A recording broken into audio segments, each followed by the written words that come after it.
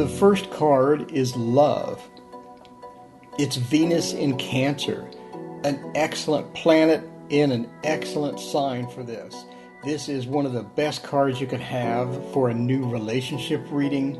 It's the beginnings of a relationship. It's love for another person. It's that connection that you have between yourself and another living being. It's not your love for a cup of coffee. It's the mutual understanding that you have, the mutual connection that you have with other people, and specifically in this card, one other person. So this is going to be great for relationship readings. This is going to be, I just met someone who I like, what will happen type reading. And you can easily find this card with the L. You can see the L on the left, and there's an opposite side L on the right. So you look for the L and you can see love. The 3 is abundance. This is Mercury in Cancer. Now notice we're still in Cancer. This is your success, but sharing it with other people. It could be a big party. It could be sharing this with your friends. It could be going out with your friends, but there's a people involved, and you'll see this in the 3 of Cups. All the different decks have a group of people involved, and they're all celebrating. So it's mutual success. It's giving your success an outward social face and being with other people. This could also represent childbirth because of the 3, but again, we're still in the sign of Cancer, and Mercury hitting Cancer really makes a difference. And you can see the abundance, you can see the triple A's inside of this card. You know that you have abundance. The next one is luxury, easily identified by the drapes. There's drapes on both sides. You see on the left there's a drape, and on the right there is a drape. We're still in the sign of Cancer, but now we're in the moon. The moon is now in Cancer. It's success and pleasure approaching an end. The drapes are closing. They're not closed yet, but they're in the process of closing, and the show is starting to wind down. You're still with others. You're still with that mutual connection. You're still with that abundance and pleasure and love, but it's sort of wearing a bit thin at this point. Again, we're sort of coming down to a close. This is not a bad card, but this is a card where things are sort of winding down. If we have this in a relationship reading, maybe you want to translate that into there, but it can also be receiving pleasure as well. Now we have disappointment. Now we have Mars in Scorpio. We're out of Cancer at this point, and Mars is in the picture, and Mars has hit Scorpio hard. This is the loss of others, the loss of a relationship, disappointment with something, again, social. And we're still in Cups, so we're still dealing with emotions. We're still dealing with that pleasure, but it's run dry at this point. We have disappointment in life, disappointment with other people, disappointment with things that are happening around you. Just overall, things are not looking as good as they could.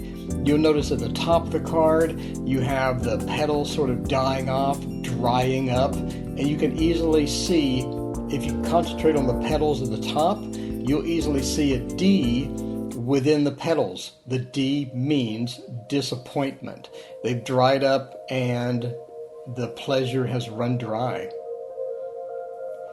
Now we're back to pleasure. It's back. The sun is out, and the sun is focused into Scorpio. Now we have a period of healing from the last card. We have a steady gain of pleasure. Note, this is not like some of the cards later where you have absolute pleasure, pure pleasure, and abundance of pleasure. This is sort of growing. It's coming and it's sort of getting in. It's a steady gain. It's not like you won the lottery of pleasure to where you just have tons and tons immediately. You're getting it pretty progressively over time, which is good for, let's say, a job reading. How is this job going? Now you know hey, this is looking pretty good. I think it's going to get a little better. The same with relationships and things, but it's just not that big bang in the relationship. It's more of the steady gains. Now we have deception, otherwise known as debauch or debauch. Venus has hit Scorpio. Again, we're back in Scorpio, but Venus is here now. This is about addiction. This is about being deceived, promises broken. Now note, it's not only being deceived, but you're being deceived after you thought that there was a victory. You had a bit of a victory, and then you found out you were deceived. This is not like you suddenly knew that you were deceived from the very beginning. You were actually deceived.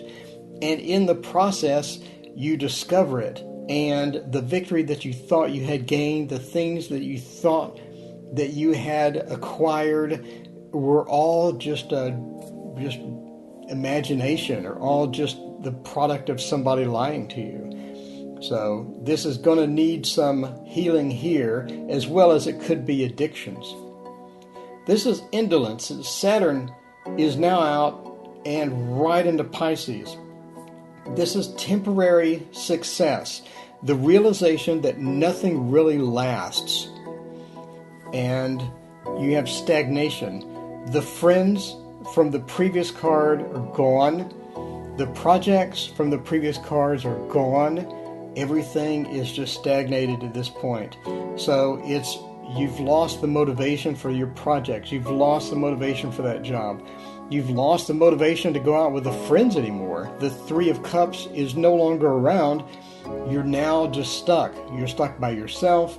Nothing lasts, and all of these successes that you had that were temporary. And it's that realization that, So always look for the I in this card. I for indolence. Saturn in Pisces.